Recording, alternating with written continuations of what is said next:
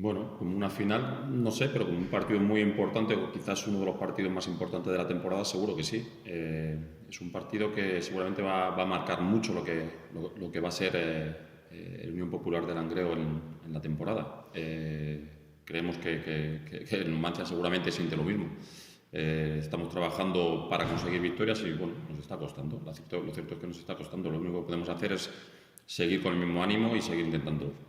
Bueno, siempre jugar contra el Numancia para mí va a ser especial. Creo que las cosas allí me fueron muy bien, me siento muy querido en la ciudad, tengo grandísimos amigos allí y solamente por esto ya va a ser especial, pero a nivel deportivo, en el día de mañana, pues bueno, yo me tengo que centrar en mi equipo nada más.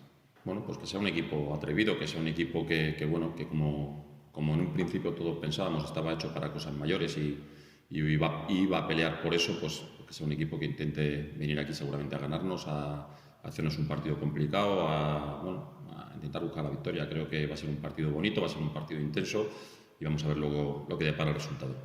Bueno, yo creo que el partido ante la Cultural durante 70 minutos estuvimos muy bien. Cierto es que al final, bueno, te quedas con los últimos 10 minutos que para nada reflejan lo que fue el partido. Es un campo en el que teóricamente cualquier equipo que vaya puede perder. Es un equipo hecho para ascender, es un equipo con un presupuesto muy alto y un equipo que va a pelear no solamente por estar en la Pro, sino por subir a Segunda División A.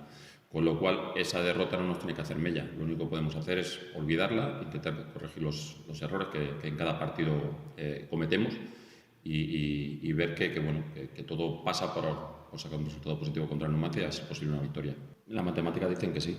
Hay margen. Evidentemente, cuanto más te cuesta conseguir una victoria, más difícil se te vuelve luego la posibilidad de conseguir un objetivo que en un principio parecía que podíamos tener cerca. Bueno, si ganamos el sábado, volvemos a estar muy cerca de todo y volvemos a estar pensando en conseguir algo que a lo mejor en un principio se hacía difícil que el equipo pudiese pelear por ello.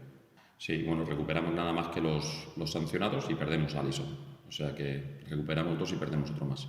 La verdad que está siendo una mella el tema de las lesiones, nos está afectando bastante, pero bueno, con los que estamos vamos a estar capacitados para poder sacar un buen resultado.